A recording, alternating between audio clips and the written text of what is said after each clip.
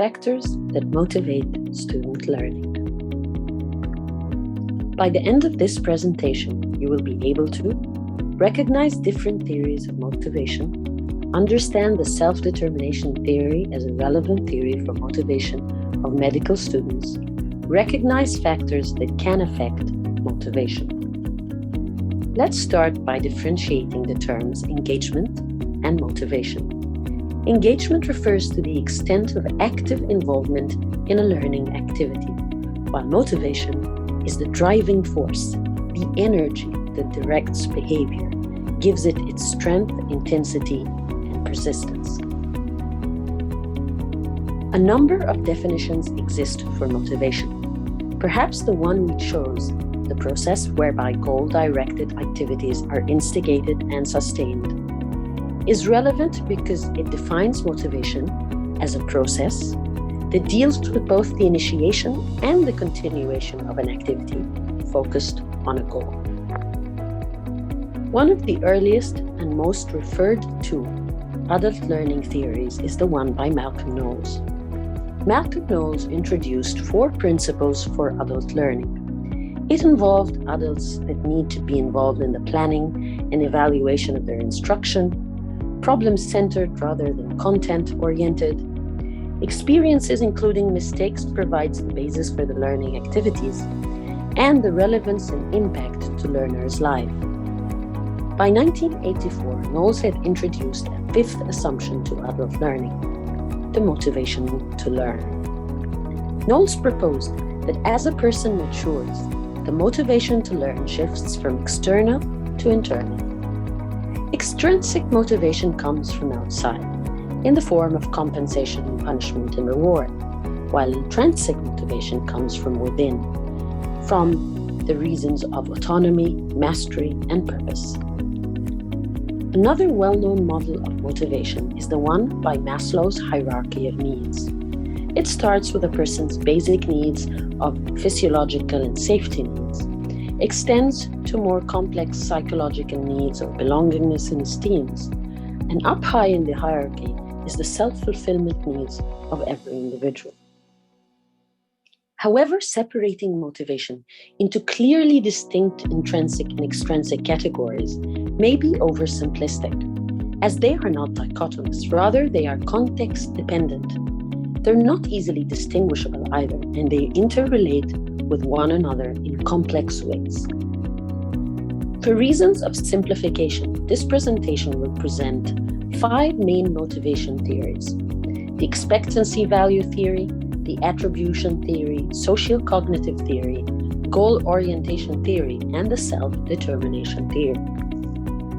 The expectancy value theories rely on 2 basic factors for motivation: the expectancy of success and the reasons of task value, which is perceived importance, usefulness, and the enjoyment or the benefit of learning. The attribution theory suggests that people react variably to a given experience. So an experience that would yield a result that is expected, for a conventional learner, he would be content. While if the result is unexpected or negative, a naive scientist would be more content. The social cognitive theory relies on the idea, one that is reflected by Bandura's model, reflecting social cognitive theory, in 3 determinants: personal, behavioral, and environmental factors. The interaction between them is influenced by a person's own thoughts and actions, which indirectly involves the person's behavior, determining their environment, and in turn affects their behavior. And the interaction between a person and his environment involves the beliefs and the cognitive competencies developed and modified by social influences. Goal orientation theories. The goal orientation theory thinks of learners in 2 mindsets: an entity mindset and an incremental mindset. People with entity mindsets have performance goal. They don't want to fail, and they care about the way they look in front of others. While learners with incremental mindsets have mastery goals, they are more concerned and they genuinely believe that the more effort they put, the better they become in what they are trying to learn. The self-determination theory talks about humans having three basic psychological needs: the need to feel connected to others, relatedness, the need to have the freedom of choice, autonomy, and our need to master the world around us in the form of competence. Those three factors yield an intrinsically motivated and self-determined individual or learner. An optimal learning environment would occur when support is provided for medical learners' psychological needs while presenting relevant intellectual material. Educational environments that attend to medical learners' psychological needs are more likely to acknowledge not just the intellectual aspect of the medical education, but even the emotional aspect of the education and the practice.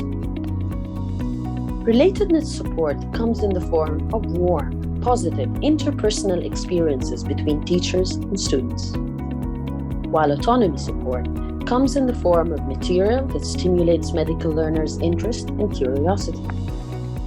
Competence supports is best given in the form of optimal challenges and non-judgmental feedback regarding students' performance. In general, medical learners who have had their psychological needs supported are more likely to facilitate their patients' psychological need satisfaction.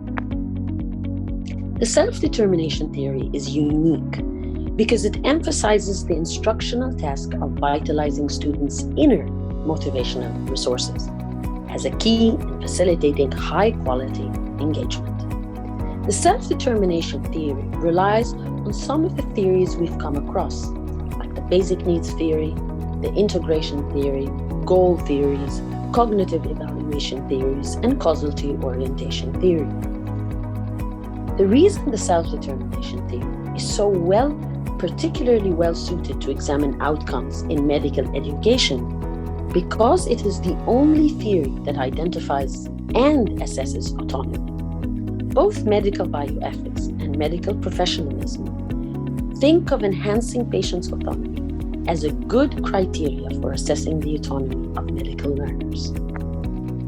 The self-determination theory has a taxonomy of motivation, starting from the left end of a complete lack of perceived competence and lack of value, all the way through extrinsic motivation and up until the highest form of motivation that comes in the form of pure inherent satisfaction, interest, and enjoyment of learning. Outcome variables that can be used to assess motivation in learning come in the form of academic success and performance, learning and study behavior, the choice of medicine as a career, the intention to continue medical study, and a particular specialty choice. Variables that can't be manipulated to change motivation are age, gender, ethnicity, socioeconomic status, educational backgrounds, parent and teacher support, as well as the year of the curriculum. However, the variables that can be manipulated to modify motivation is autonomy, competence, and relatedness. And that's where the self-determination theory comes handy. What do we know from the medical research about motivation? Well, autonomy support in medical study was found to stimulate the choice of a particular specialty and intrinsic motivation for learning. PBL curriculums was found to stimulate intrinsic motivation, while traditional curriculums were found to stimulate extrinsic motivation. Blended PBL increases students' motivations compared to traditional PBLs. A greater patient responsibility was responsible for a greater motivation for learning. Intrinsic motivation was positively correlated with self-efficacy. Students who were entering medical exams showed higher motivation levels. The type of assessment even influenced the type of motivation for studying. The perception of increased knowledge increases motivation. Intrinsic motivation was found to be positively correlated with the perceived task value. Again, early patient contact stimulates student motivation, and a general feeling of well-being enhances motivation.